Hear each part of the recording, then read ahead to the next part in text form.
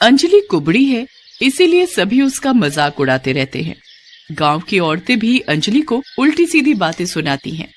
अंजलि, तेरी शादी कब होगी? 25 साल की हो गई है तू। अरे ये सब क्या बकबक कर रही हो? अंजलि हम जैसी थोड़ी है, वो तो कुबड़ी है कुबड़ी, उससे कौन शादी करेगा? ये बात तो तुमने सही कही, कुबड़ी की शादी तो कभी नहीं हो सकती। अंजलि को ये सब सुनकर बुरा लगता है। अंजलि कुबड़ लेकर ही पैदा हुई थी। पैदा होने के बाद उसके पिता ने उसकी माँ से कहा था, ये किसे जन्म दे दिया तूने? ये तो कुबड़ी है कुबड़ी, ये मेरी बेटी नहीं है। अंजलि के पिता ने उससे मुंह फेर लिया। इसी वजह से अंजलि को कभी पिता का प्यार भी नहीं मिला। अंजलि की माँ भी कुछ साल बाद ही चल बसी, इसलिए अंजलि को कभी किसी से थोड़ा सा भी प्यार नहीं मिला। मेरे साथ बचपन से ऐसा हो रहा है, पता नहीं मुझे प्यार कब मिलेगा। मुझ जैसी कुबड़ी लड़की से कौन प्यार करेगा? अंजलि की माँ नहीं थी, इसलिए उसे ही घर का खाना बनाना पड़ता था।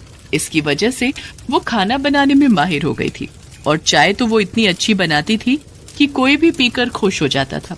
आसपास के लोग अंजलि के पिता से कहते थे, भाई साहब, आपकी बेटी क्या चाय बनाती है, पीकर मजा आ जाता है कसम से। आहा, चाय से क्या होगा, कोई शादी थोड़ी करेगा अंजलि से, वो तो मेरे सर का बोझ है, बोझ। अंजलि ये सब सुनती थी और वो रोने बैठ जाती थी। आखिर मेरा जन्म ही क्यों हुआ है इस दुनिया में? हे भगवान, मुझे उठा लो, मुझे अपने पास बुला लो भगवान। लेकिन भगवान का प्लान शायद कुछ और था, और एक दिन अचानक से उसके लिए एक रिश्ता आया। पास में रहने वाली मंजू चाची के इकलौते भाई बिरजू का रिश्ता लेकर मंजू चाची खुद आई अंजलि के पिता के पास। अरे ये तो बड़ी अच्छी बात है, मैं तो इसी चिंता में था। लेकिन अपनी बेटी से पूछ लीजिए भाई साहब, उसे बिरजू पसंद है या नहीं? अरे उससे पूछना क्या है, उसकी शादी हो रही है, यही बहुत है। अंजलि खुश तो हुई, लेकिन उसके मन में डाउट भी होने लगा। भला अचानक से ये मुझसे शादी क्यों करना चाहते हैं? कुछ तो गड़बड़ है। अंजलि ने पता लगाया तो पता चला कि बिरजू एक नंबर का बदमाश और नशेड़ी है। ये बिरजू की पहली शादी नहीं है। इससे पहले बिरजू 2 शादियां कर चुका है, और दोनों बीवियों को उसने शादी के 1 साल बाद मार डाला था। असल में यही बिरजू और मंजू का प्लान है। बिरजू, दहेज का पैसा तू और मैं आपस में बांट लेंगे। हाँ दीदी, और 1 साल बाद उसका काम तमाम कर देंगे, और उसके बाद नई शादी, नया दहेज। अंजलि को जब ये पता चला तब अंजलि ने इसके बारे में अपने पिता को बताया। उसके पिता ने कहा, मुश्किल से एक रिश्ता आया है तेरे लिए, शादी के बाद कुछ भी हो उससे मुझे क्या, मुझे तो बस तुझे विदा करना है। अंजलि समझ गई कि उसके पिता उसके साथ नहीं है। 1 महीने बाद बिरजू के साथ अंजलि की शादी हो गई। शादी में उसके पिता ने बिरजू को बहुत सारा कैश और एक गाय दहेज में दी। इस गाय को लेकर मैं क्या करूं, इसे मैं बेच दूंगा। नहीं मत बेचिए, मैं इसे खिलाऊंगी, मैं इसका दूध बेचूंगी, इससे पैसे आएंगे। पैसे की बात सुनकर बिरजू गाय को रखने के लिए राजी हो गया। उधर अंजलि के पिता निश्चिंत हुए। अंजलि उस गाय की सेवा करने लगी। हे गौ माता, खाना खा लीजिए, पेट भर के खाना। हाँ, इस तरह उस गाय के साथ अंजलि के अच्छे संबंध बन गए। लेकिन आसपास के लोग अंजलि को कुबड़ी बहू कहकर बुलाने लगे। गांव के बच्चे अंजलि को देखते ही पत्थर फेंकने लगे। अरे वो देखो, अजीब इंसान जा रही है। तूने किसी भी इंसान का कुबड़ देखा है क्या?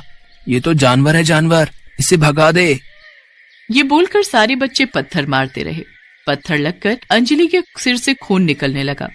लेकिन अंजलि बेचारी क्या ही करेगी, उसे ये सब सहना ही होगा। बिरजू हर रात नशे में धुत होकर घर लौटने लगा और अंजलि को मारने लगा। एक दिन बिरजू उसकी नई गर्लफ्रेंड सीमा को घर ले आया और अंजलि से बोला, अंजलि, आज तू कमरे के अंदर नहीं सो सकती, बाहर जा। लेकिन बाहर मैं कहाँ रहूंगी, थोड़ा तो रहम कीजिए मुझ पर। क्यों, तेरी प्यारी गाय है ना, तो उसके पास जाके सो जा। बिरजू ने दरवाजा बंद कर दिया। अंजलि गाय के पास जाकर सो गई। ये मेरे साथ क्या हो रहा है, क्यों हो रहा है? आखिर इस जिंदगी से मुझे मुक्ति कब मिलेगी? इस तरह 1 साल बीत गया और बिरजू ने अपनी गर्लफ्रेंड सीमा के साथ मिलकर अंजलि को मारने का प्लान बनाया। लेकिन अंजलि को तो ये सब पहले से ही पता था कि बिरजू 1 साल बाद उसे मारने वाला है। इसीलिए एक रात को अंजलि उस गाय को लेकर भाग गई। हे गौ माता, मेरे साथ चलिए, हम यहाँ नहीं रह सकते। बिरजू ने सुबह उठकर देखा कि अंजलि गायब है। उसने कहा, चलो अच्छा ही हुआ, वो अपने आप चली गई। अब मैं आराम से दूसरी शादी कर सकता हूँ। उधर अंजलि भागती हुई शहर पहुंच गई। उसे बहुत भूख लगी, लेकिन उसके पास पैसे नहीं थे। अंजलि सोचने लगी कि उसे अब आगे क्या करना है। उस तरफ गांव में अंजलि के पिता को घर छोड़ना पड़ा। मंजू चाची ने उन पर झूठे इल्जाम लगाकर उन्हें गांव से भगा दिया और उनका घर हड़प लिया। अंजलि और अंजलि के पिता लोगों की दर दर भटकने लगे। खाना, मुझे खाना दोगे बेटा, थोड़ा सा खाना। ऐसे ही उनके दिन बीतते रहे और उस तरफ शहर में अंजलि के दिमाग में एक आइडिया आया। उसने उस गाय से दूध निकाला और रास्ते में खड़ी होकर चाय बनाने लगी। उसके पास सोने के छोटे छोटे झुमके थे। उसे बेचकर उसने गैस खरीद लिया और आसपास के लोग अंजलि की बनी हुई चाय पीकर मुग्ध हो गए। अरे वाह, ये चाय तो मस्त है, मैं अब से यहाँ ही चाय पीने आऊंगा। इस तरह अंजलि ने एक दुकान खोल ली और वो कुबड़ी बहू की चाय के नाम से फेमस हो गई। चाय बेचकर वो बहुत सारा पैसा कमाने लगी। एक दिन अंजलि ने सोचा, अब मैंने बहुत पैसे कमा लिए हैं, एक बार गांव जाकर पिताजी को देखाती हूँ। वो गांव आई तो उसने देखा कि उसके पिता के घर में मंजू चाची, बिरजू और सीमा बैठे हुए हैं। अरे ये क्या, मेरे पिताजी कहाँ हैं? इधर उधर बहुत ढूंढने के बाद एक शमशान के पास अंजलि को उसके पिता पड़े हुए मिले। अंजलि को देखकर वो रो पड़े। अंजलि बेटी, तू आई है मुझे बचाने, मुझे माफ कर दे बेटी, मैंने तेरे साथ बहुत नाइंसाफी की है। ये सब मत कहिए पिताजी, अब मैं आ गई हूं ना, मैं सब कुछ ठीक कर दूंगी। अंजलि के पास पैसों की कमी नहीं थी। उसने तीनों पर केस कर दिया और वो केस जीत गई। तीनों को घर छोड़ना पड़ा, ऊपर से उनको जेल भी हो गई। अंजलि को उसके पिता मिल गए और घर भी वापस मिल गया। अंजलि शहर में चाय की दुकान चलाती रही और उस गाय की रोज पूजा करती रही। आज मुझे जो कुछ भी मिला है सब आपकी ही वजह से मिला है। हे गौ माता, मेरा प्रणाम लीजिए। अंजलि ने ऑपरेशन करवाकर अपना कुबड़ ठीक करवा लिया। इसके बाद किसी ने उसे कुबड़ी बोलकर नहीं चढ़ाया। वो कहते हैं ना, पैसा आने पर सब कुछ बदल जाता है। अंजलि के साथ भी ऐसा ही हुआ। उसे लोगों से इज्जत मिलने लगी और उसने खुशी खुशी जीवन बिता दिया।